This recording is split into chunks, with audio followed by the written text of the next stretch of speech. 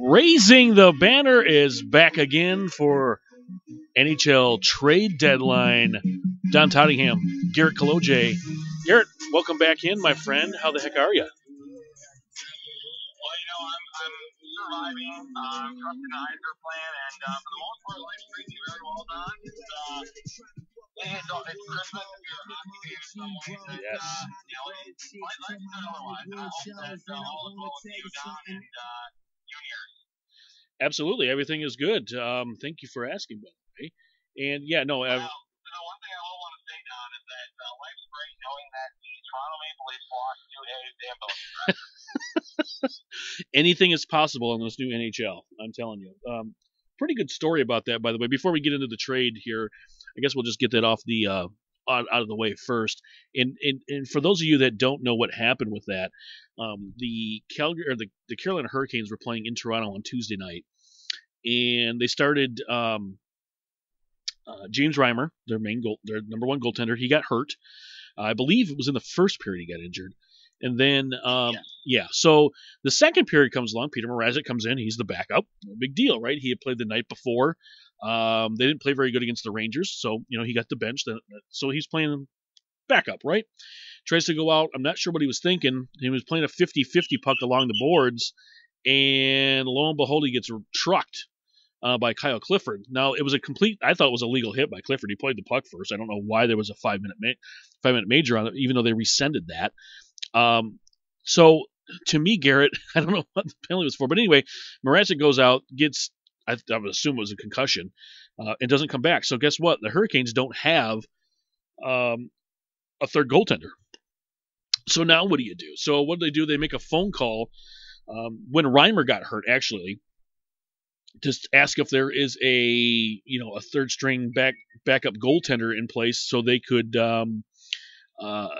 have a backup in place. I'm thinking this guy, he'll probably just sit on the bench, no big deal. So lo and behold, before he can even get down to the ice level, he has to put a jersey on and put his pads on. He's going out to play.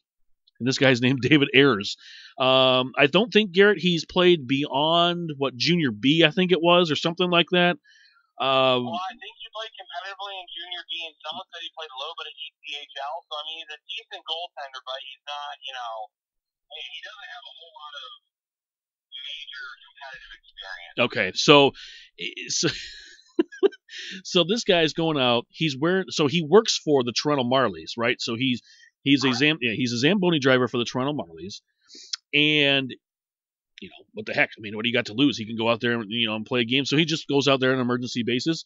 He's property of the Toronto Marlies, which is problematic number one, by the way. Even though this is a feel-good story, that's problematic number one, is the fact he's property essentially of the Toronto Maple Leafs.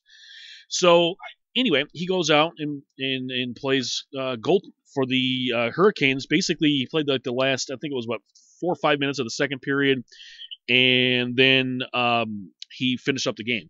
So right off the bat, it wasn't just 5 minutes left. I mean, there was only 5 minutes gone in the second period. Okay, so he played a majority of half the game. He had played with almost 35 minutes left to go in the game. Yeah. Thus, he got credit for the win.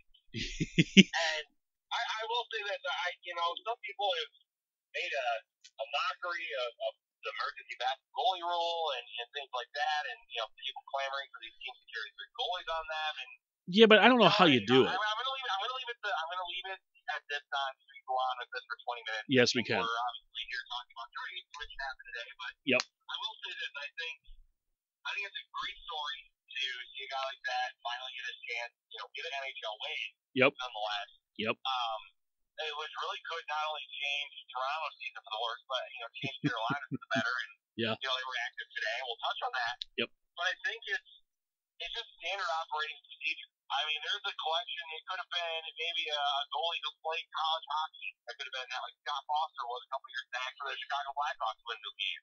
Mm-hmm. So each team has a goalie that they pick to be in the net, and it's a standard operating procedure. So anybody who's mad at the rule with a Leafs fan, just doesn't really know how the rule goes. I think it's one of the sport's greatest oddities. I think it's fantastic. And I'm happy for the guy to, for him to get a moment in glory. And honestly, he's using this platform to make money also for kidney awareness and kidney foundation, which I think is very important considering he thought he would never maybe live or play hockey again. So, Sure. I appreciate that as as a human and as a fan of hockey and as a fan of sports, it's kind of the ultimate underdog story. I appreciate that. Yeah, it was definitely a feel good story, and again, it was on the anniversary of the Miracle on Ice, the 40th anniversary of that, so it came that same night. I think there's some correlation with that, perhaps. But again, it could have worked in reverse, right? So if the Toronto goaltenders would have went down, he could have played for the Maple Leafs that night. It wouldn't have either way. It wouldn't have mattered. They just have an extra guy around. Brian Burke brought up something that he said it was an embarrassment to the NHL, and a lot of people kind of hate him up on that on Twitter. And you have to understand what Burke is saying, just so you know, is you have a guy that's in the Toronto Maple Leafs organization suiting up for the visiting team, and he could have thrown the game in the Maple Leafs' favor at that point. And let's face it, Toronto is battling for a playoff spot. I'm not so sure they're going to make it. And same with Carolina. Now, Carolina, we'll talk about this here in a minute, it made some sweet moves today that I really think locks them in. So let's say hypothetically now, the Maple Leafs let this guy go. Well, let him go. He plays goal for the Hurricanes, wins a game there in Toronto. What if Toronto misses the playoffs by 1 point? Do you know what I mean? That game right there could have been. Now, let's face it. David Ayres didn't make incredible Hasek-like saves to win that game. Toronto's just awful. But again, it makes you wonder: are they going to change the rules here? I don't know, and that's something maybe we can talk about later on. But it's an interesting point. I think that's what Brian Burke was talking about with an embarrassment to the league. I don't think he was saying that it's embarrassment because of the feel-good story. It's just an embarrassment the way the system's set up. So, I mean, can you carry three goalies? Okay. You can carry three goalies, but you can carry three goalies if you want. It just goes against your salary cap. It doesn't make any sense. So, right. No, and you know what? That makes more sense than you phrase it like that. Yeah, you can carry three goaltenders if you want to, but again, do you really want to use $20 million of cap space for three goalies? I think that's stupid. So that's why they don't do it. I just think that if a goaltender goes down, I still think that they could amend the rule just a little bit to be able to have somebody that perhaps travels with you, but it's not on the team that could suit up. I just think that's probably the way to do it. I don't know how that's going to all work. I understand there's money involved. I get it. But there's got to be a way around it. Or you got to have a guy that's on your team that can play goal. That's just the way there is. That's just the way it is. Because I think it's ridiculous that the home team supplies a goalie.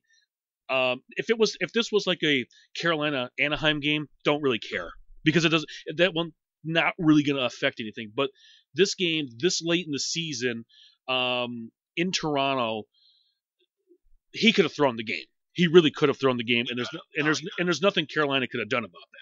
So, I still think there's some validity to this argument, but again, we'll leave it at that. But anyway, so today, February 24th, not only is my son's 5th birthday, by the way, happy birthday, Brady James, I love you to death, buddy.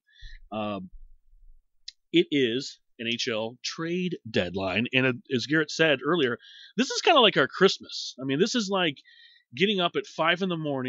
when you're 6 years old and running out to underneath the Christmas tree to find that someone ate half a cookie and drank all the milk, well, maybe some of it, and left you some gifts under the Christmas tree. This is what this day is about. There's a whole lot of anticipation. The last week and a half, maybe 2 weeks, we're like, ooh, this guy's going to get moved. What's this team going to do? What are the Wings going to do? Who are we going to get? This is our Christmas, right? So, Garrett, I think we should dive in first with the Red Wings and the kind of moves they've made. And if you don't mind, I'll set the platter here for everybody. I know it's been a minute since we've been on. Garrett's extremely busy. I'm crazy busy, as you can all imagine. And so we haven't been on in a minute, but I want to set the table for you guys here. And going back when Garrett and I last were on, we had talked about how Ken Holland had left the cupboard, if you will, full of ingredients. Okay, we'll go with that. And we talked about how there was a couple different shelves. So you have your top shelf guys, right? This is your top liquor. This is like your what do you want to call it? Your Glenlivet of Scotch on the top shelf, right? And then you go to the second level, and maybe you got your Grey Goose, right? Maybe your vodka's down there, right? Okay, and then you go to your bottom level shelf, right? Okay, so this one is more like your Cutty Sark, your cheap scotches, right? Your cheap vodkas are down there at the bottom, okay? That's what you have. So what Ken Holland has done, and Garrett, you I can't even take credit for this. You take credit for this part of it. Ken Holland stocked that liquor cabinet, if you will, full of some okay scotch, right? At the bottom, we'll drink it when you're sloshed, and it doesn't matter. But then you have the middle level shelf, which is pretty good. We can use that. And then, of course, you have your top level shelf where you have your Larkin, you have your Tyler Bertuzzi's, and that kind of stuff, right? The guys you're not going to move, okay? Your middle level shelves, guys that are like, they're plug and plays, right? So your Perninis, and then your Fabris, and that kind of stuff. They kind of fit in there. And then you have your bottom level, where it's guys like Mike Green, Athanasiou, and that kind of stuff. Guys that are movable, not really going to be a part of the mix as we go along. So today comes along, you have your trade deadline. Now, last night, where many of you were probably sleeping, and you got up this morning, you found out the Red Wings traded Mike Green to the Edmonton Oilers. Now, let's face it, Mike Green, after the season, Garrett, UFA, wasn't going to come back here. He was done. So, kind of a smart move by the Wings to get him out of here. You got something for him, and they got 2 draft picks out of the deal, and Tyler Brodziak, who is not going to play. So Brodziak is on long-term injured reserve. That was a money dump, okay? So again, you take one of those bottom level players, bottom shelf players. I don't want to say bottom level because he's not bottom level, but one of those type of players like that, and you move him out, and you get 2 draft picks out of the deal. Now, they get a second rounder this year and a second rounder next year, and there's also conditions to this year's pick, and I believe that is I think it is the Edmonton Oilers have to make the Stanley Cup final. I believe it is. I'll have to double check that. But I believe it's the conference final, and he has played at least 50% of the game. Okay, so it moves to a third. Then it moves to a third. So there you go. So that's that move. And then the Wings still weren't done, as later on they moved Andreas Athanasiou to Edmonton and Ryan Kuffner in exchange for a 2020 second round pick and a 2021 second round pick and Sam Gagner. So that's what the Wings did today on trade deadline afternoon. So Garrett, go ahead, brother. Mm-hmm. That buried with all this as well, the Wings claimed left winger Dmytro Timashov. That's correct. So yep. Probably adding a little bit of depth, and I bet you a lot of fans who read into this probably saw that when he was claimed that there was probably a move coming for Athanasiou at the time, to fill that roster spot. Correct. There definitely was. I'm sorry, I said Tyler Brodziak. It's actually Kyle Brodziak. My fault. For Mike Green. So, Garrett, Athanasiou has been one of those players I just didn't think would ever fit with this organization. The type of play they have, I think I've mentioned it too. He needed to go to a team that's going to be really good defensively because his offensive skills are off the charts. There's no question about it. But defensively, right, he's a liability. And, with the way Edmonton is playing now, the defensive team they have, especially with Mike Green helping, especially on power play, now you can afford to have Athanasiou take those gambles where the Red Wings just could not do that. And you saw time and time again here where I've said it before, he thinks he's Wayne Gretzky, and you're not. So, it's, I'm not sad to see him go. I'm not even really sad to see Mike Green go. I think it was, he spent 5 seasons here with the Wings. He did the best he could do. I don't know what else to say, but those are moves that needed to be made because, again, the idea here, guys, is to stack the first 2 shelves with as much talent as you can to get this rebuild done.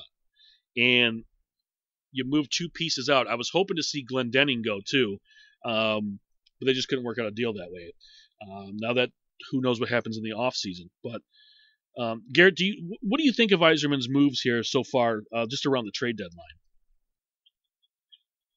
So I think I really like what Yzerman did, and I think Yzerman positions himself in a very big position, or a very great position of strength, heading into probably one of the best drafts. Some people argue since maybe the 2003 draft that is, full of guys still playing in the league. And The one thing I'll say is this: I think Mike Green has had the best of times, and he's also had the worst of times here in Detroit.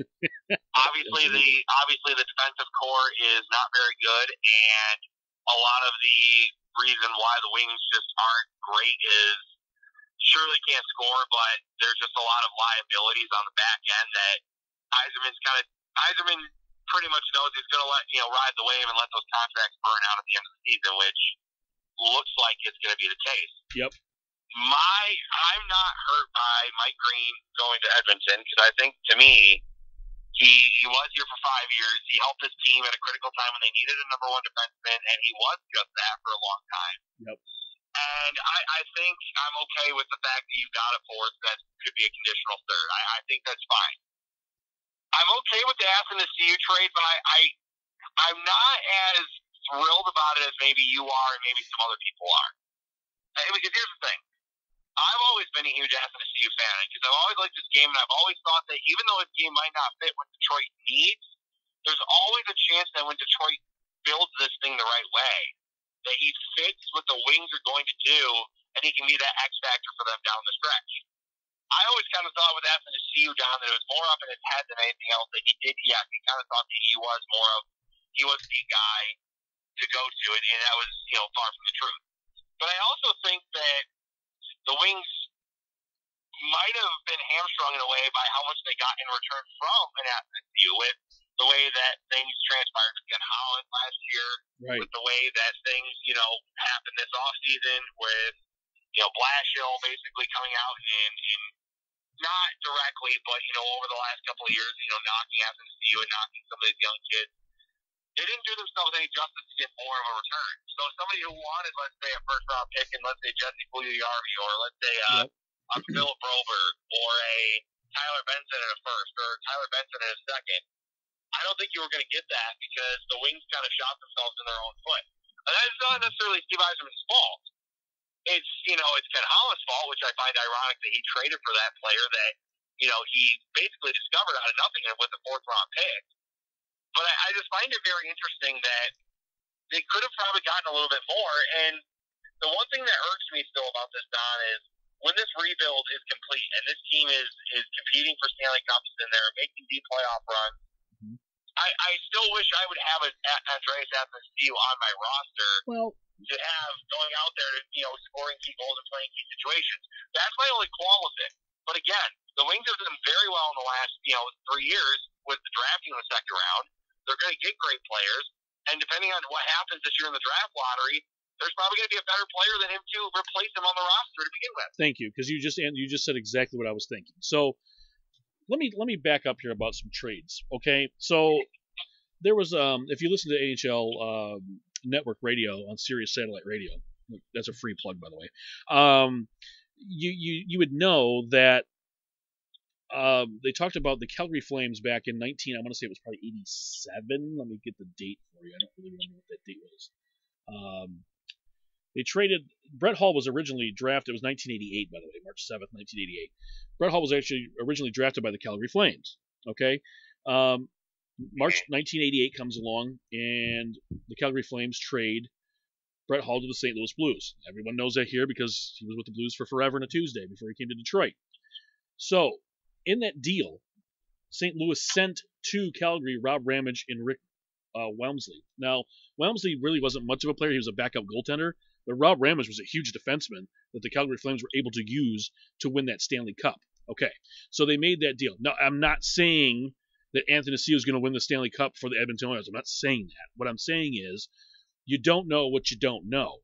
So, that being said, these draft picks could turn out to be that Brett Hull type player. Doing all right. They could turn out to be that Brett Hull type player later on down the road. We don't know. So, again, we're hoping, we're praying that the Red Wings can get that number one pick this year with the most ping pong balls. But it's going to be very difficult because of the ping pong balls. So, again, I think Garrett, in the long run, I think this is actually going to work out better for the Wings in the long run. So that's just my opinion. So, No, sorry about that, John. You're good. My bad, James. We're good. So I appreciate it. Thanks very much. I didn't mean to cut you off, Don. No, you're good. I didn't mean to cut you off there. No, you know what? I find it interesting that you bring that up because you know it's always hindsight's always 2020, right? Yep. When the Wings moved down in 2013 and they were sitting at number 18 overall, who came knocking on the door? San Jose. Yeah. San Jose really wanted Mirko Mueller, who, you know, I credit Mirko Mueller. He's a great defenseman. He's a sound defenseman. He plays his position well, but he probably wasn't worth at the time the late first round grade that he got. He was, you know, panning more to be maybe an early to mid second round player. And San Jose traded up to number 18 to get him, and so the Wings dropped down to 20 and got a pick, which just so happens to be not only just getting Anthony Mantha, but the pick that San Jose gave him was Tyler Bertuzzi. Yep.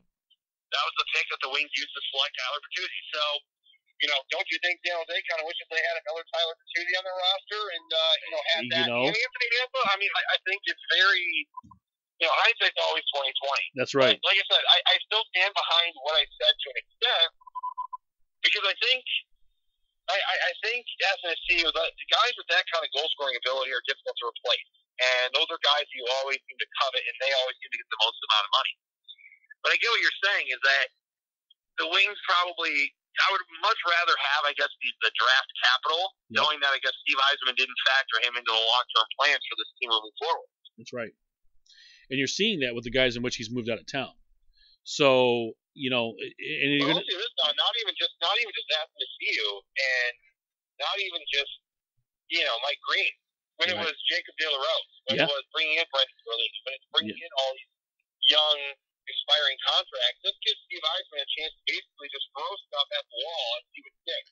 Well, and what's going to work the next 20 games is really going to determine what he does in the offseason, because I think I saw something from Prashant Iyer on Twitter today.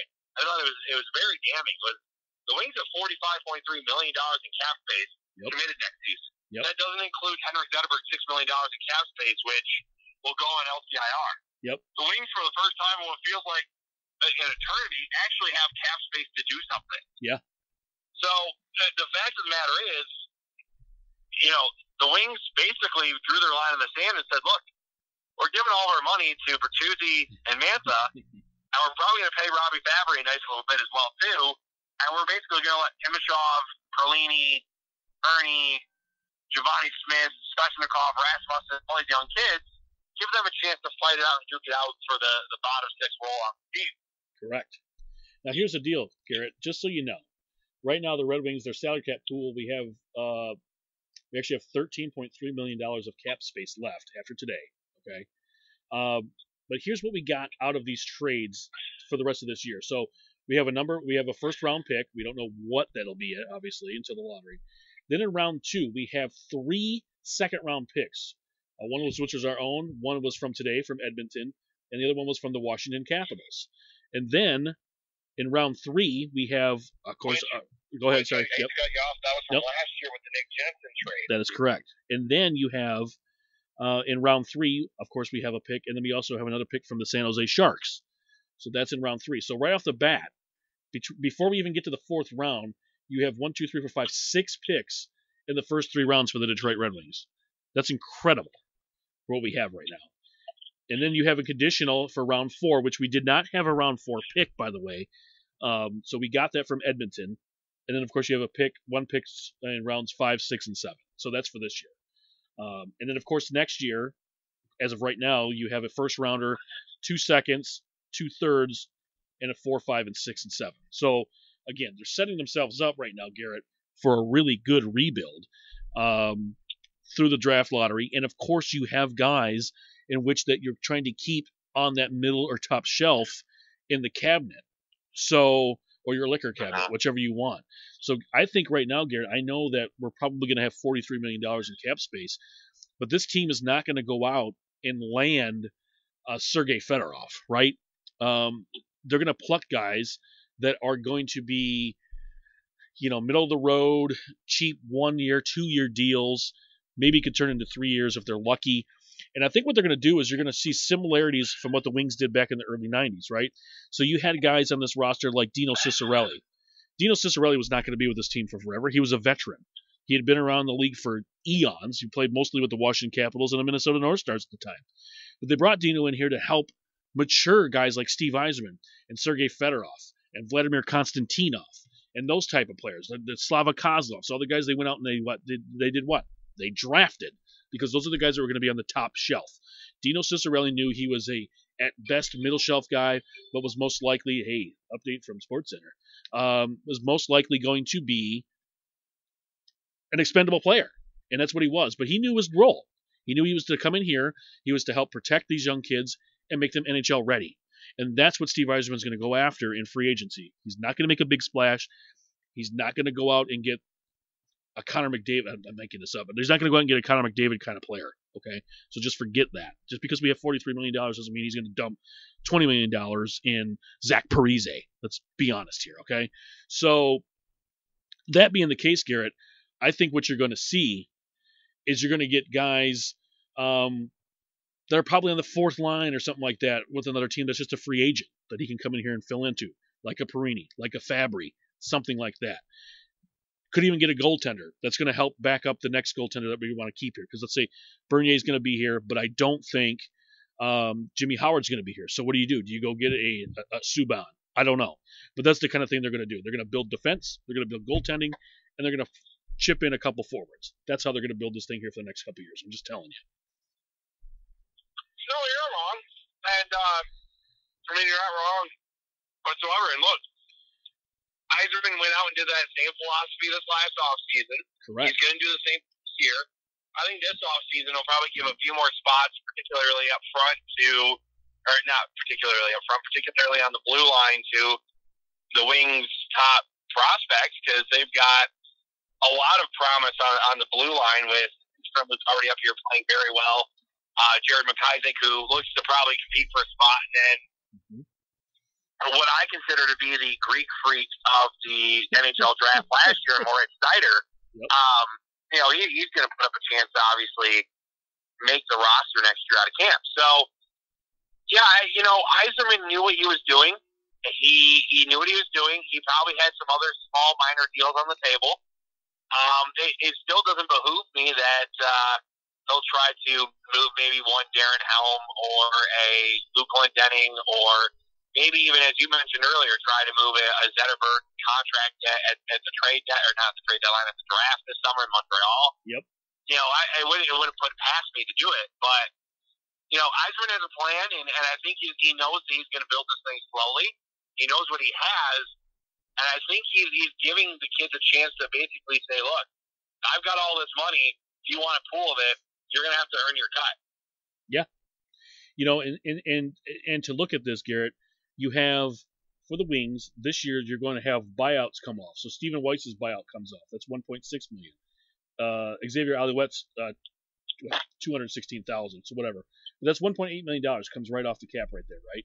So that's after this year. Then you're going to have Kyle Brodziak is going to come off. So he's a 1.1. He's not going to get re-signed, clearly. It was a salary dump, so you're going to get that to come off. So now you're $3 million. And then you're going to have Johan Franzen's 3.9 come off. So say $4 million. So you're going to have $7 million come off right off the cap right there. Bada boom, bada bing. So now you're $20 million at that point, right? So, I mean, there's going to be so much room now for, like you said, for once at that point. Now, of course, you're going to have Jonathan Ericsson's coming off. He's not coming back. Trevor Daley's not coming back. So that's another $7 million right there. So now you're $27 million right there. It'd be interesting to see what happens with Alex Beggia. I don't know what's going to happen with that. Jimmy Howard's comes off, so that's another $4. So now you're $31 million, right? We don't even know what's going to happen with the Madison Bowie's RFA. Right, exactly. So and you have guys that they're going to have to re-sign. So you have Anthony Mantha is going to be an RFA. You got to think they're going to take care of business with that. Sam Gagner, I don't even know if he's going to play. He's not on injured reserve or anything. He may play. I don't know if we'll re-sign him though. Adam Ernie's out there. Robbie Fabry's on there. Brendan Perlini's on there. Christian N is on there. And Tamashoff is also on there. So those are all the RFAs. Of all of those RFAs, I think you need to sign every damn one of them, to be completely honest with you, going into next year. I don't know if you let any of those guys walk out. I don't think you can going into that. Now on defense, again, as we mentioned, Eriksson and Daly are both going to be gone. Patrick Nemeth really is the only long-term, along with Gustav Lindstrom, are the only two long-term ones that are going to stay on the cap, along with Danny DeKeyser. So at that point, as I said, you're going to have $43 million of cap space, Garrett. You're going to have to do something with it because you got to stay at a certain level. Right. You can't just get as low as you can get. It doesn't work that way. So I think, honestly, as much as I'd like to see the Zetterberg cap space go away, they're probably going to have to keep it to help them stay above the cap floor. So I think you're going to see Zetterberg's, and it doesn't mean anything. It's just basically just an anchor, if you will. But they're probably going to have to do that just to keep the cap floor. I think that's what they're going to have to do. I mean, that's 6.8, say $6 million. And what I wonder, and this kind of gets me into the next part of the discussion, Don, is there's 20 games left, and I'm curious to see whom Yzerman and Pat Verbeek and the front office brass call up as non-emergency call-ups, because the Wings get 4 call-ups between now and the end of the season that are non-emergency call-ups. And for those who don't know, emergency call-up is someone gets injured, you've got 3 guys injured in the game, you can call up a winger because it doesn't hurt your cap situation, but you basically can bring them up and keep them up for as long as the injuries happen and milk it until the end of the season. Because anybody who comes up after this part of the season can still be eligible, but if they were, let's say, if they signed after today, they would not be eligible for postseason. So right. The Wings really, I'm curious to see where they're going to go with whom they bring up, because, on the back end, Mo Seider looked like he was going to get an opportunity. Yzerman basically put the kibosh on those rumors today at his press conference, which I think was to the dismay of a lot of Wings fans. But, I want to get your opinion on that, Don, because, we're heading into the last quarter of the season, and clearly things haven't gone the way that I think this team had wanted to. A lot of that, I think, does stem from a lot of key veterans getting injured at the wrong time, and guys not performing the way they should. Mm-hmm. But I still think that there's a silver lining with the last 20 games. Am I wrong thinking that? Absolutely not. This is the Wings are officially eliminated from the playoffs. By the way, they were eliminated, I believe, on Friday night. Yes. Which was they tied the NHL record for the earliest playoff elimination in NHL history. They tied it with the 1995-96 Ottawa Senators for 63 games in, being eliminated from the playoffs. Just so you know. That'll be a nice little factoid in a couple of years. And you got it right here on the Raising the Banner show. But no, this is an opportunity for guys to play themselves onto the roster next year. Now, of course, years past, a lot of the young guys would have to wait until Traverse City, right, to be able to try to make this roster. Well, that's not the case anymore.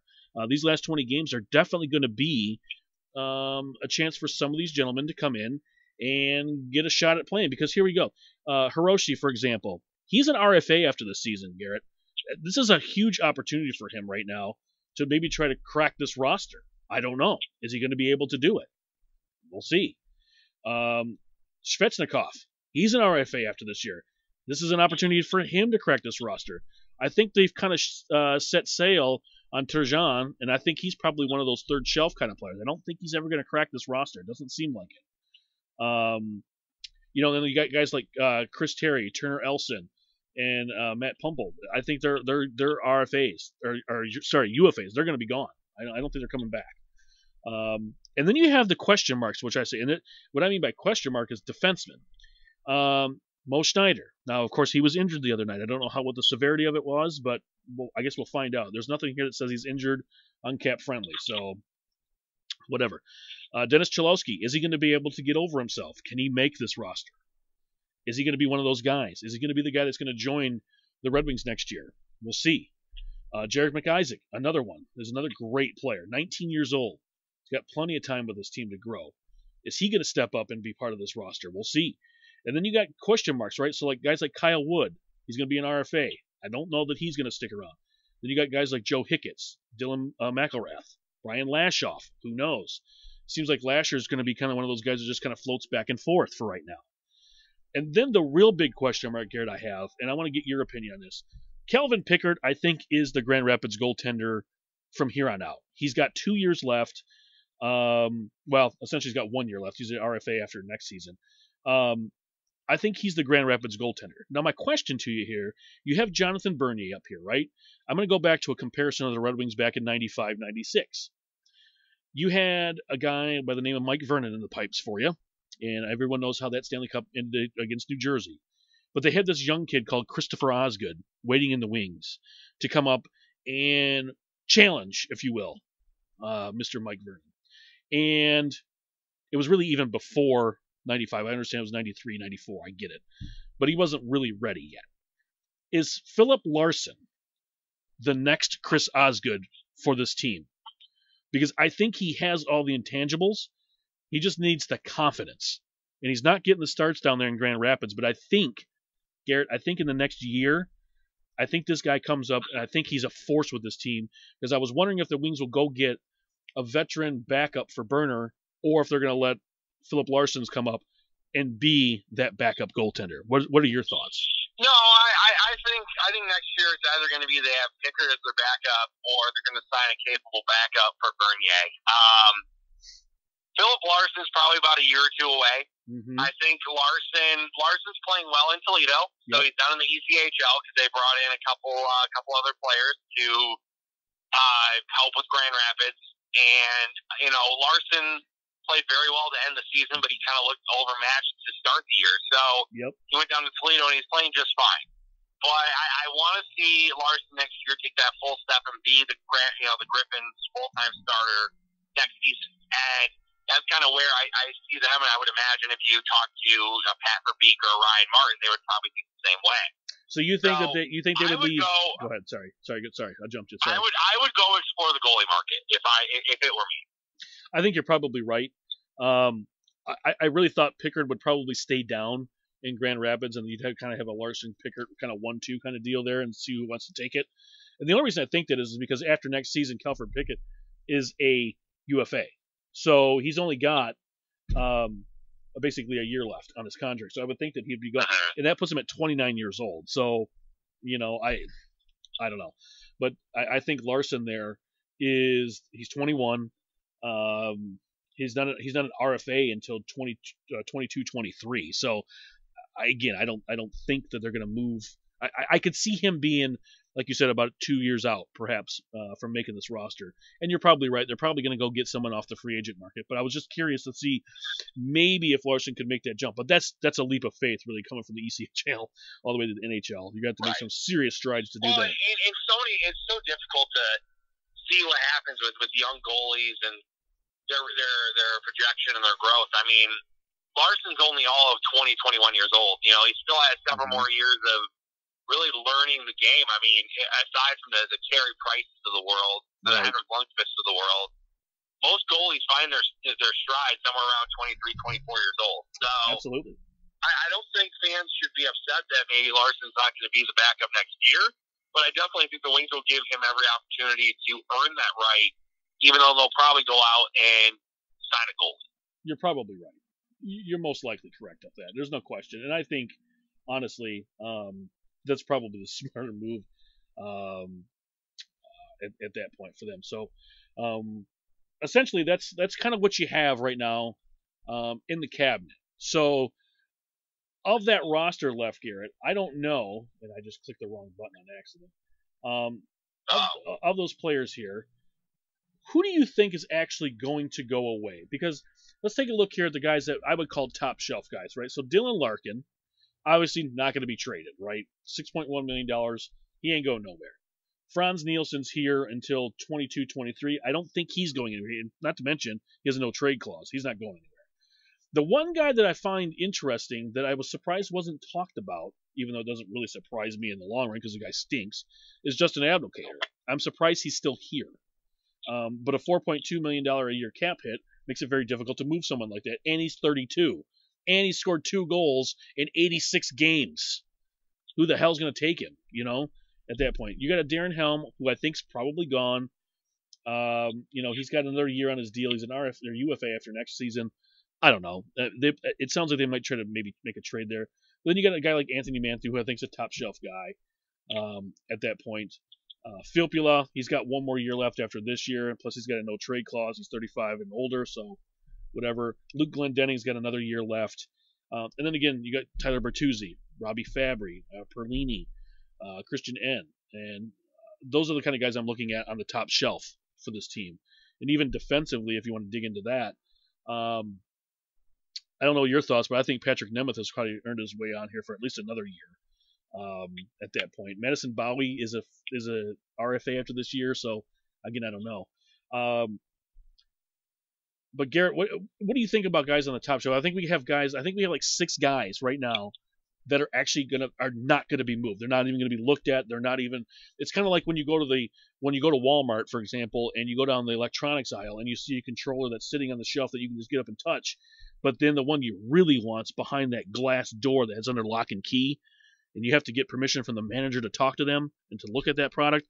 I feel that's what like Dylan Larkin is, and Anthony Mantha and Tyler Bertuzzi and Fabry and Perlini and Nemeth and those kind of guys. I feel that those guys are the ones that are under lock and key, where everybody else is like you can touch, taste, and feel them. You know what I mean? Does that make sense? And I think that's kind of where this team is right now. I'll say this, and I think,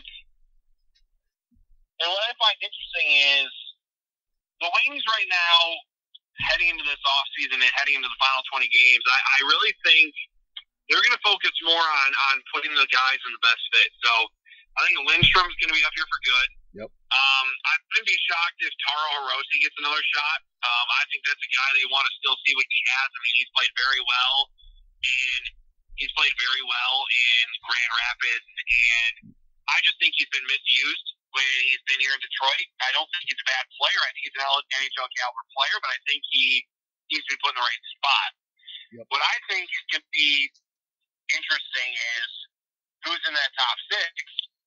Mantha, Zadina, Bertuzzi, Larkin. You need to find the number 2 center because that's going to be important. And hopefully, even if you don't get Lafreniere, you're left with Byfield, who hopefully will assume that role as the top 2 center. Sure. For this team, if that happens. Yep. But really, for me, aside from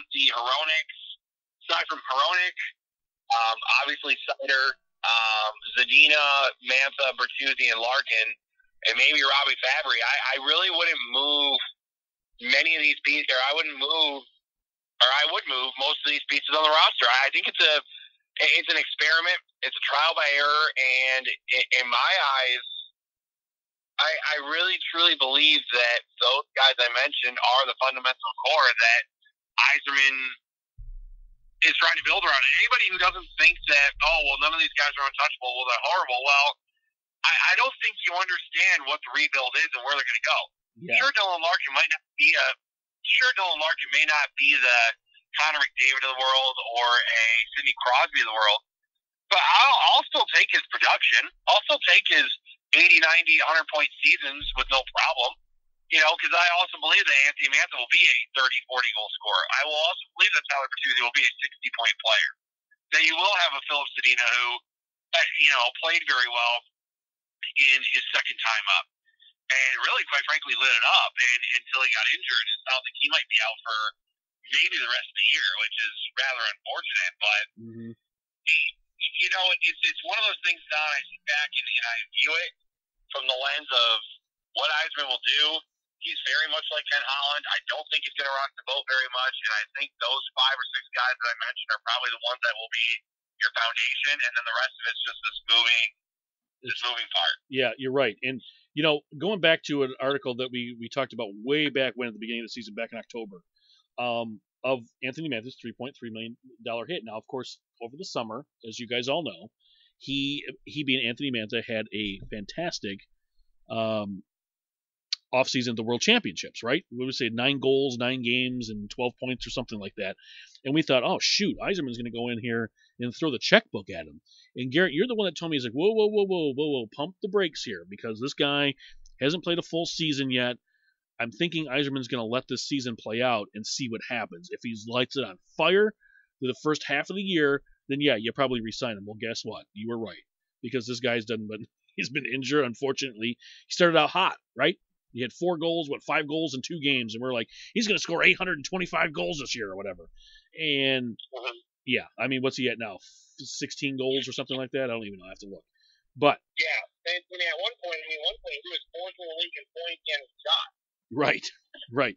Now he's leads the league in the most games missed. So let me, with Mantha, I totally think they're not going to move him. I don't think that's the idea here. But do they give him maybe a 2-year deal to keep him keep him away from the RFA network? Even though I don't think any team's going to float a contract for him, because this actually played right into Steve Yzerman's hands, 100%.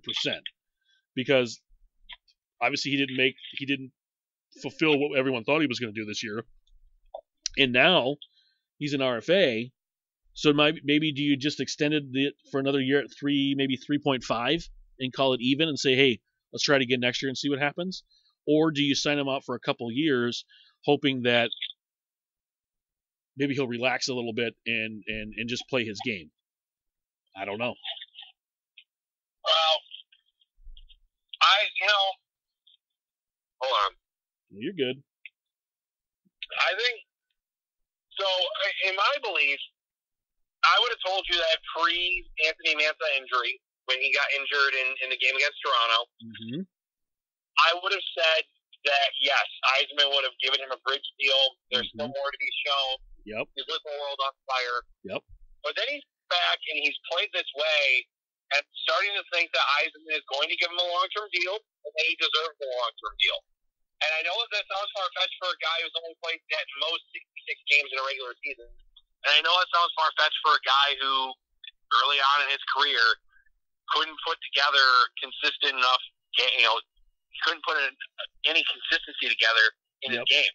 Yep. And I know that that's very frustrating, but the way he's bounced back from that injury and the way that he plays with Dylan Larkin and Tyler Bertuzzi is warrants enough, in my opinion, to give him a long-term extension now, knowing that good and well that he'll stay healthy.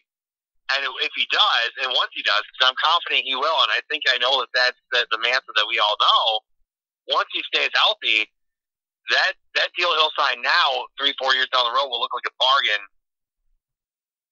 when the team is actually winning hockey games and winning a lot of hockey. So you make a good point there. So now because you're right, because let's say hypothetically we sign him to a 1-year deal at like 3.5, right? And then he goes out and he scores 45 goals next year and has 100 points. Now you're going to have teams going after him as an RFA, and now you're going to have to pay him $6.5 million for the following 5 or 6 years.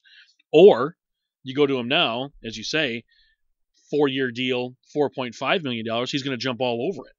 And then in 2 years, like you say, if he bounces out to be the player that he is, bada boom, bada bing, you got yourself a steal. And you don't have to pay him for a couple more years. So I think you're probably right. I think that's probably the way it's going to go, and I'm hoping that's the way it should go, because it doesn't sound like they want to move him. He's never been part of a trade, never been asked about. Well, he's probably been asked about, but it's been one of those players that they know that they don't want to move this guy. So to me, I'm surprised if that was the case, Garrett, that they haven't already done it. But maybe they're just waiting for the off season. It's very possible, just to kind of see. Well, for example, I think you'll get maybe a similar type deal of that of a Nathan MacKinnon. And I'm not saying that Anthony Mantha is Nathan MacKinnon, but Nathan MacKinnon right now is 24 years old and only makes $6.3 million. Yeah. Because he signed that long-term deal right after he got done with his rookie season, or right after his second season in the NHL. Yep. Put together solid numbers. Joe Sakic put together a fantastic deal that, in his mind, now he can go build a contender in Denver. So I think Mantha will get somewhere around that $6.5, $7 million range. I think it'll be warranted. Again, I want to see how he finishes this last 20 or so games of the season. I'm not going to sit here and say that he's guaranteed 100%, but for me, it's about a 90% guarantee. I will give Anthony Mantha that type of money because I think he's earned it, and I think he's earned the right to earn $5.5, maybe $6.5 million. No question. I just don't know if they're going to throw him that kind of money right off the bat. I would be shocked if they did that right now, knowing that he's kind of injury prone for the most part. As you mentioned, he came back. Well, like you said, using my MacKinnon example, he had been in the league where he had been, let's say, in the league for couple of years, and he was coming off a 52-point season one year. Yep. And it was in 2016-17 that summer that he signed the 7-year, 41 point, or what was it, 41 or 44.1 million dollar contract. Yep. And now he was being a 53-point player to now he puts up a point per game, and now he's in the conversation for the Hart Trophy every year. I just don't. I don't know if Anthony Mathis can be in that. No. But well, what I'm saying is, sometimes when you give a young player like that and learning how to manage it and learning that time management and that asset management, it might benefit Yzerman to sign Mantha now to a similar type deal like that and go ahead and do that and take the risk, knowing that good and well it'll probably pay off. Well, right now the cap, the NHL cap hit essentially is just under $80 million. It's $79,777,854. Okay, so whatever. I guess what I'm saying is, do you really want to throw that much money at him right now? If you gave him 4 years, $6 million, right? So you're throwing $6 million a year at this guy. I don't. Maybe you're right. Maybe in a couple of years it'll look like a steal because maybe he's worth $7. I just don't know. There's not going to be that many players though, Garrett, with the salary cap now, that are going to be $7 to $8 million a year players. You're just not going to have that. I don't think Mantha's ever going to be that kind of guy. It seems like to me he's going to be a $6.5 million player. So I don't know, by going and dumping 6.1 Dylan Larkin dollars at him, I don't know if that's necessarily the right move. But you know what? That's up for those guys to really debate. It just seems like it's a little high for his type of player. Now I know you brought up the McKinnon thing, but again, I think McKinnon, when his deal's up, I think he's going to cash in. I think he's going to be a $7.5, $8 million player. There's only a few of those though, so I don't know. I just don't know. But anyway, but I think we forget, Don. Yep. Mantha's still only 24 years old. I get it. I know. I totally get that, and it's just that I'm hoping that if they lock him up, they lock him up for a long time, because that's really what we need. So, so we don't have to continue this conversation of, are they going to sign him? Are they not going to sign him? Because I think maybe you might be right, Garrett, to where the reason we haven't signed him yet is they want to get to the offseason so they can give him more money. Maybe that's what it is. I don't know. There hasn't been a whole lot of talk about it. But anyway, so that's about it for the Red Wings. Now, Garrett, we're into our 52nd minute here, if you can believe that already. And I kind of wanted to breeze through some of the major trades that's happened. We're going to go back as far back as February 10th. So that's about 2 weeks. And just kind of go through some of the bigger moves. I'm not going to go through every single one of them. But the first one that really hit the airwaves was February 10th, when the Pittsburgh Penguins acquired Justin Zucker from the Minnesota Wild for Alex Galchenyuk and Kalen Addison, which is an AHL move. Now, if Pittsburgh misses the 2019-2020 playoffs, which they shouldn't, Pittsburgh has the option to send their 2021 first pick instead. So that's their conditional 2020 pick. So I don't think Pittsburgh's going to miss. So the 2020 conditional pick will go to Minnesota. So that was the one pick, Garrett, I remember you talked to me about because you had bought a ticket in Las Vegas when you were out there, and you had picked the Pittsburgh Penguins to win the Stanley Cup, and you are now closer to your $20,000 payout. So after that trade, so I thought that was kind of the first move where I was like, ooh, Pittsburgh's going to be buyers in this trade, or this trade deadline, because they were kind of a team that was, kind of on the cusp. And ever since they got Jason Zucker, they've been straight fire. So that's a team that's really come on. A couple days later, Andy Green went from the Devils to the New York Islanders. I think that's a good move for the Islanders, by the way. That's another team that I think after today has shown that, hey, they're going to start to make some headway here. Let me see here. Tyler Toffoli went to the Vancouver Canucks. He was with the Los Angeles Kings. That was on February 17th. And the Kings acquired Tim Schaller and Tyler Madden. Again, a couple AHL signings. There's some conditional draft picks in there.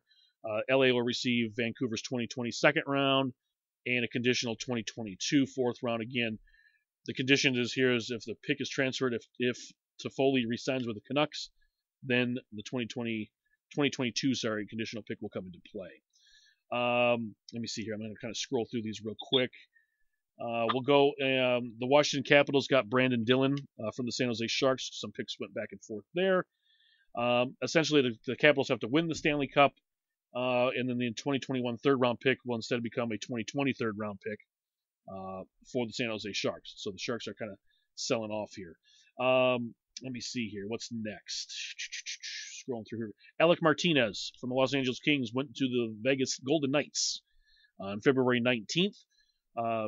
Pretty easy deal here. 2020 second-round pick goes to Los Angeles, and a 2021 will actually go to St. Louis on this deal. It was kind of a three-team deal there, I guess.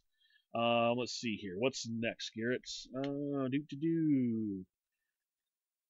There's a lot of AHL minor league trades that happen here. David Backes goes from Boston to the Anaheim Ducks, along with Axel Anderson. Wasn't Axel Anderson a Detroit Red Wing at one time? Wasn't he part of our... I could have swore he was part of our system for a minute. Thought he was drafted by us way back when, but maybe not.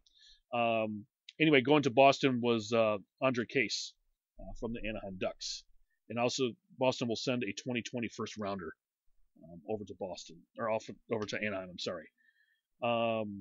Winnipeg acquired Cody Aiken from Vancouver from Las Vegas for a 2021 fourth rounder. There's some conditions with that. Basically some upgrades, not a huge deal. As we scrolled through to yesterday, Ilya Kovalchuk was traded from the Montreal Canadiens to the Washington Capitals. Montreal receives a 2020 third-round pick for that. Essentially $350,000, which is half of Ilya Kovalchuk's salary, is retained by Montreal. Not a huge deal there. But, Garrett, that's an interesting trade if you ask me, because I think that kind of puts the Capitals kind of back in the game, not only to win that Metropolitan Division, but that really gives them a good shot to win the Stanley Cup right there. Well, I didn't understand it from Montreal's end because they traded for the guy. Well, no, I mean, I'm serious. They traded for the guy. Yep. You know, they made a playoff push, and then now you're going to give up on said player that has gotten you into the playoff push, and you then come out later and say that you want to resign him. So I find that kind of odd, but you're absolutely right. And I think Washington comes at it from the perspective that they can continue to add assets and scoring and add all these things for the postseason. And yep. Kovalchuk fits that perfect role on that team of being a secondary scorer that can jump in and do all these things. With TJ Oshie, I really haven't seen much of TJ Oshie this year. Yep. You know, Kuznetsov's on his game. You know, Backstrom's on his game. You know, Eller's fine. Yep. But he adds another dimension. So they're not necessarily going all in because they've been all in for several years, but it's a great look for Washington at a reasonable cost. I just think Kovalchuk was playing around 20 minutes a night with Montreal. I think he's not going to come anywhere close to that in Washington. But hey, he's got a shot to win a Stanley Cup, so good on him. The Colorado Avalanche today traded for Vladislav Nemechnikov from the Ottawa Senators. I think that's a really good move for the Avalanche. Nemechnikov is about a $3.25 million player, and Colorado sent a 2021 fourth-round pick to Ottawa for that player. I think that makes Colorado really good. Specifically because Nemechnikov was with Tampa Bay for a minute. So I really think that this really helps Colorado a lot moving forward. The next move that was made, Garrett, the New York Islanders traded for John Gabriel Pageau.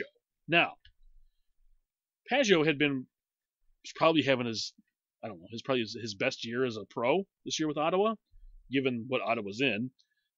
However, the New York Islanders said, screw the farm, we're going after Pageau, and said, you know what, we're going to trade our 2020 first round, we're going to trade our 2020 second round, and we're going to trade our 2022 conditional third round pick to the Ottawa Senators. Holy shnikes. They gave up like everything they could possibly rebuild with if Pageau ever goes down or doesn't pan out. Now, here is the tricky part to this. There's two conditions to this trade. So, if the Islanders win the draft lottery and select in the top 3, the pick becomes a 2021 first-round pick. Ooh, fancy. I like that. I think a lot of teams are going to start doing that now. Colorado Avalanche. Anyway, condition number 2. The pick is transferred if the New York Islanders win the 2020 Stanley Cup. Interesting. So, Garrett, did the New York Islanders give up too much to get Pageau? Yes and yes. No, I'm serious in that regard.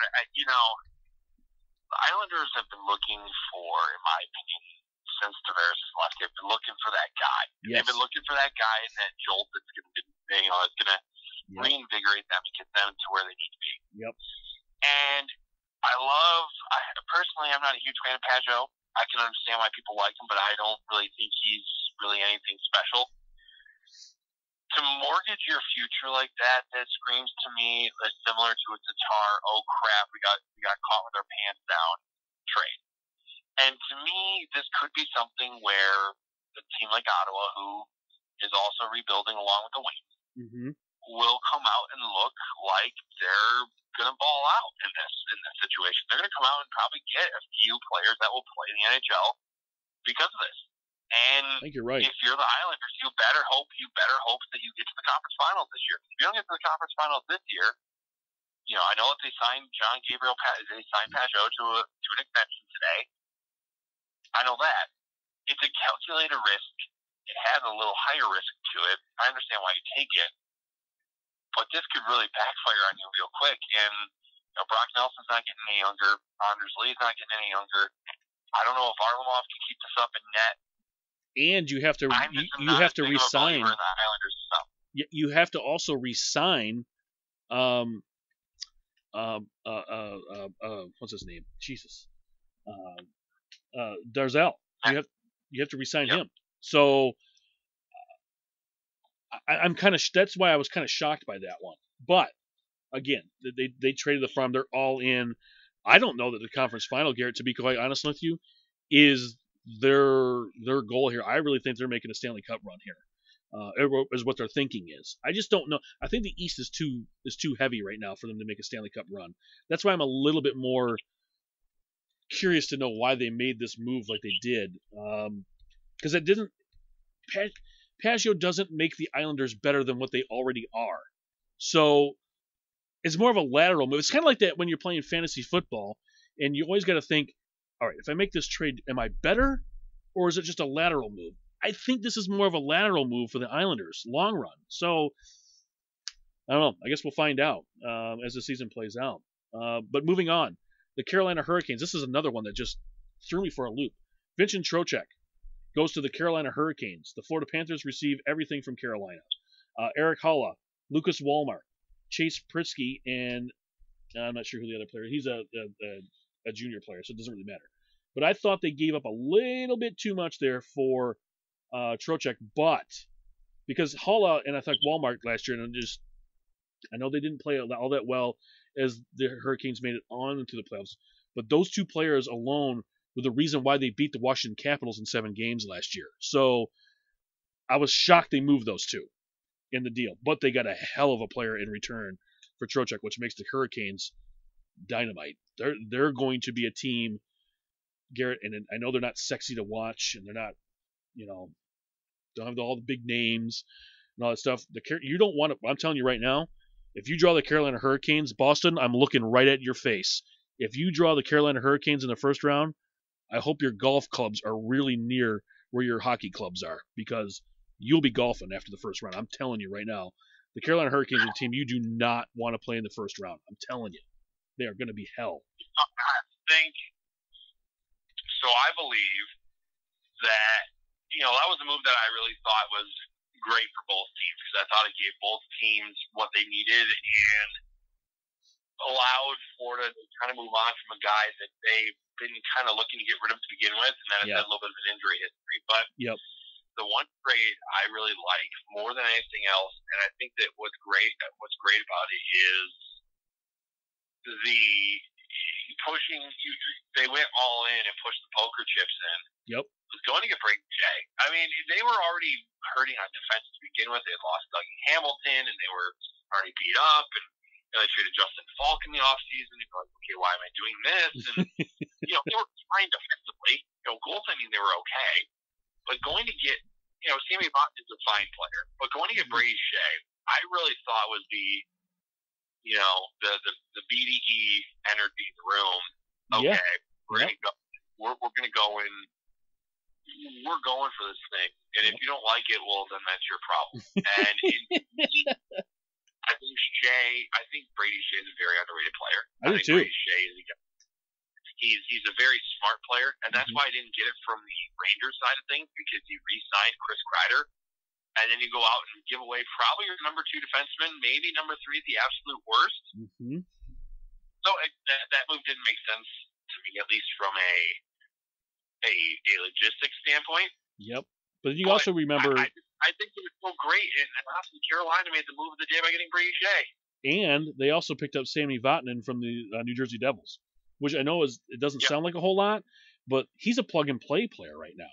So he's going to pick in, and they didn't have to they gave up nothing for him. Essentially, they gave up a 2020 conditional and some AHL players. So not a huge deal. They didn't give up a whole hell of a lot for it. And, dude, I'm telling you right now, you don't want to play Carolina in this playoff. I'm telling you right now. They are going to be dangerous. They're definitely going to make it. There's no question about that. The only saving grace for anybody, I'm telling you, the only saving grace for that is if Carolina can get up high enough into the Metropolitan where they're going to play either the Capitals or the Pittsburgh Penguins in the first round. If that's the case, then it wouldn't be so much of a surprise, I guess. But, which I think they're probably going to be able to do that. I think they're going to be able to catch the Flyers and knock them down a peg. So, but I'm telling you, Pittsburgh and Washington got to be shaking their boots right now to have to play these guys in the first, especially Washington, having to play them again in the first round because this team's loaded right now. So, man, let's see, where was I at here? Moving right along. I got to scroll back down here so I got excited. We already talked about the Red Wings and their moves. Let's see, the Buffalo Sabres acquired Wayne Simmons for a conditional pick with the New Jersey Devils. Have no idea what the hell that's about. Buffalo's not doing anything. I thought they were gonna maybe work another deal with somebody else, but they got Wayne Simmons. So way to go, Buffalo! That deal, I don't get that one. The other pick here that makes Garrett's ticket from Vegas look even better is Patrick Marleau is moving from San Jose to Pittsburgh for a 2020 third-round pick from the San Jose Sharks. And Garrett, the Patrick Marleau deal reminds me of kind of like a Dallas Drake, if you will, from the Red Wings in 2008, 2009. To me, that's kind of like the maybe, I don't know, kind of the last piece of their puzzle, if you will. That's kind of what that trade reminds me of. I don't know if it was maybe to make up for a Phil Kessel that kind of failed on them. I don't know. But that's what this reminds me of. You're not wrong, Don. I was watching the TSN feed, and Ray Ferraro, great player, obviously, and, even better commentator, had kind of noted that. He had said that probably Patrick Marleau is better in a third, fourth line role. Yep. Plays to 12 tonight. Last year playing for the Leafs, he was getting burned out a little bit more, maybe not as consistent. He was playing 15, 16 minutes a night. So, Rutherford knows what he's doing when he's bringing in older veterans to play in his middle six. And I think that is exactly where Patrick Marleau will be. Most likely, and that sounds like that's what it's going to be. He's not really going to play like a ton of minutes like he did a few years back when the Sharks won the finals. But moving along here, Tyler Ennis goes from Ottawa to Edmonton. So Ottawa picks up another draft pick for 2021. It's a fifth rounder this time for Tyler Ennis. So Ennis is going to go to an Edmonton Oilers team who's starting to load themselves up now and starting to look pretty good to move along in the Stanley Cup playoff here. Let's see. Scrolling up here. Let's see. Louis Domingue goes from the Devils to Vancouver, kind of a backup role there. Zane McIntyre will go back to New Jersey on that deal. Not a huge one there. Nick Cousins goes from the Montreal Canadiens to the Vegas Golden Knights in a deal there. Montreal gets a 2021 fourth round pick for that. Let's see, what else do we got here that's worth talking about? Scrolling along here. Eric Gustafsson goes from the Blackhawks to the Calgary Flames. I think that's good for Calgary. They need help there. There are some conditions to that one, but not a huge deal. Sami Vatanen, we just talked about, is going to Carolina. And here's another good one here. Robert Leonard goes from the Chicago Blackhawks to the Vegas Golden Knights via Toronto, by the way. And then back to Chicago is Malcolm Subban. And So they've kind of worked out some draft picks in there along the way. So Vegas gets some help on the back end because Malcolm Subban was kind of falling apart in net. And let's face it,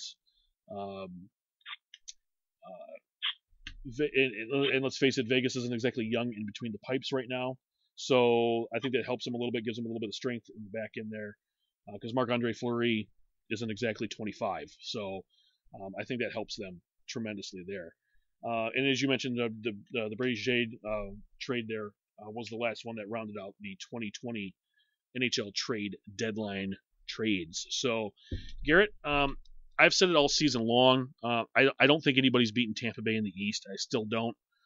Even though Carolina's really picked themselves up, I think the Islanders helped themselves. Obviously, Pittsburgh helped themselves. Boston did a couple of moves, nothing big. I still think Tampa Bay is the team that's built to win the Eastern Conference. I think you're going to have a Pittsburgh-Tampa Eastern Final. Out West, though, Garrett, I don't really know what the heck's going to come out of the West. It could be anybody at this point. Right now, the Arizona Coyotes could win the Western Conference right now, and it wouldn't surprise me. But I think the team that's really going to come out of that, to be completely honest with you, get into my head, is the Colorado Avalanche. I think they're the team that's loaded right now.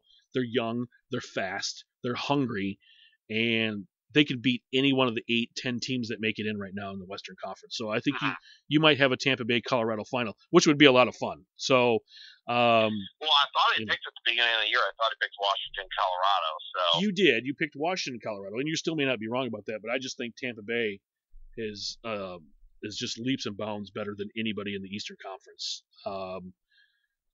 And again, they're going to come back with a little bit of vengeance, if you will, because they were embarrassed last year, getting swept in the first round by Columbus.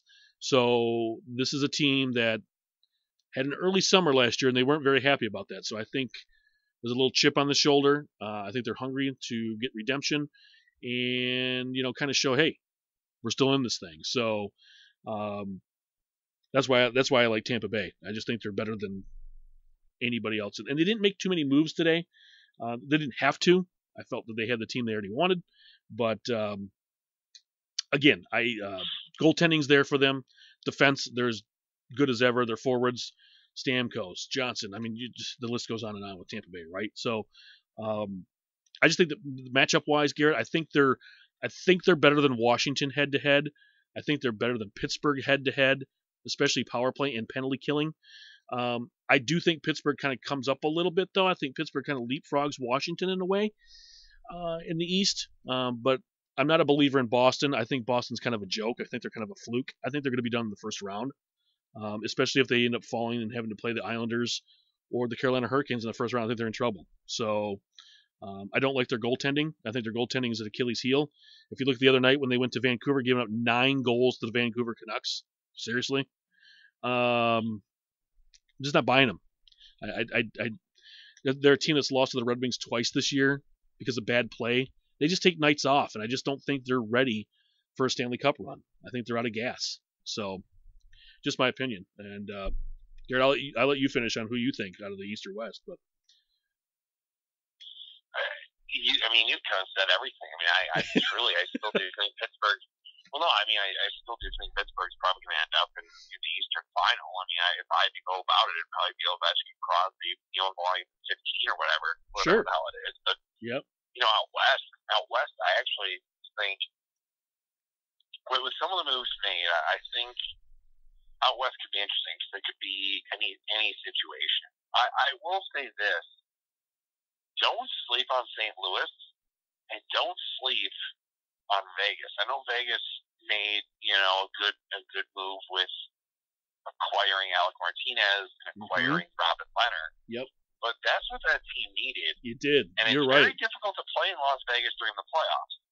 So I wouldn't be shocked if either team made it to the conference final.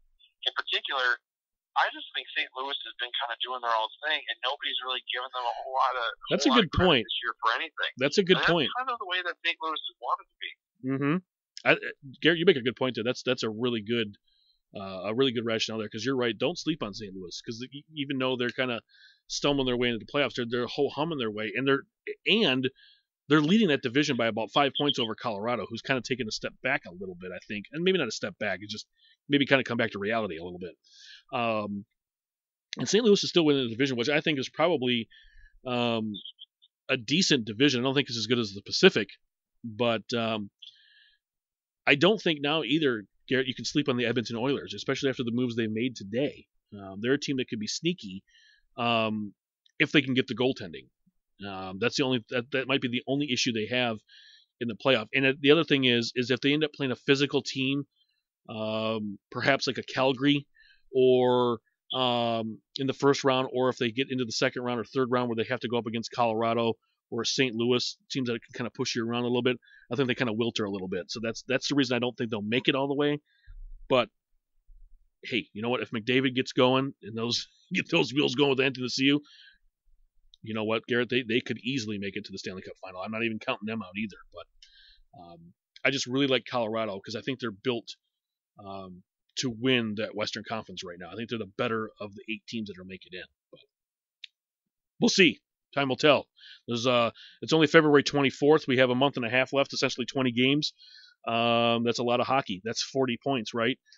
Out for grabs right now. And a lot of interdivision games to close out the year. So, hey, there is a team, though, Garrett, I would like everyone to watch out for, especially if they get to clicking, is the New York Rangers. They have a shot. They could get into the playoff. They're going to have, of the 20 games they have left, they're probably going to have to win 18 of them. But their goaltender that they had up right now has got injured. He had won them a couple games in a row. And unfortunately, he was in an accident last night, a car accident, has a cracked rib, so he's out for about 2 weeks. So, hey, if the Rangers can catch lightning in a bottle here, they could still sneak into that playoff spot. I don't know if they will because of the trades that some of the other teams made, but watch out for them because they could play a spoiler role for some of these teams trying to crack in here at the end. So, Garrett, is there any, we're up to about an hour and 20 minutes. Is there any last parting minutes or any last parting gifts you'd like to give our listeners here for the trade deadline or anything going forward? No, you know what? I think I just would tell everybody to just sit back and enjoy the last quarter of hockey. We got a lot of compelling playoff races, and we have a lot of young, compelling stars, and a lot of teams that really haven't been in this situation before, and it'll be exciting on both ends of the spectrum. It'll be exciting to see how the Wings finish out, and it'll be exciting to see who ends up hoisting the Stanley Cup. So it'll be fun either way for me, Don. The best part for me, Garrett, is the Nashville Predators are not going to make the Stanley Cup playoffs this year. I just freaking love it. That team has got a locker room issue. I don't think it is a coaching issue. They've obviously saw that when they got rid of Peter Laviolette, who I think was unjustly let go. I think the problem with that franchise is in their front office, and all the fans down there should be very upset with him. The way he's treated the fan base, the way he has treated the city, the way he's treated that organization. He's used you guys as bait, and I think it's time to cut bait and get rid of David Poile in Nashville. He's your problem, not the coach, not the players, not the arena, not the fans, not Broadway. He's the problem, and you got to get rid of him if that team's going to move forward and get to the promised land, which they have all the intangibles there, Garrett. They just don't have the general manager in the front office to get the little pieces they need. They're too worried about making different fourth jerseys and playing in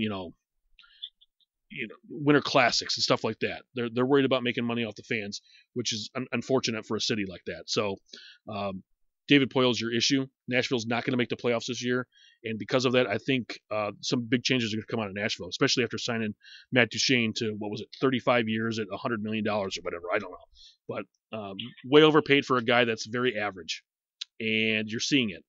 You're seeing it again with guys like that. So how much longer are teams like that gonna do that? How much longer are the fans of those kind of fan bases like Nashville, Toronto, for example, won't go out and get defense, won't go out and get goaltending, sign the forwards like crazy, but then can't score more than 2 goals on a Zamboni driver? Pretty pathetic. And Toronto fans should be very upset because you guys have a shot at not making the playoffs with John Tavares and Mitch Marner and Austin Matthews. That's pretty damn sad.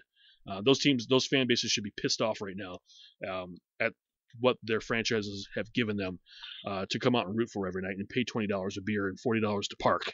The fans should be pissed off. They shouldn't be going to games. And we're going to see what Toronto's made of. Tomorrow night, they got to go to Tampa Bay. And you know what? That's a buzzsaw right there. and they're looking to bury you.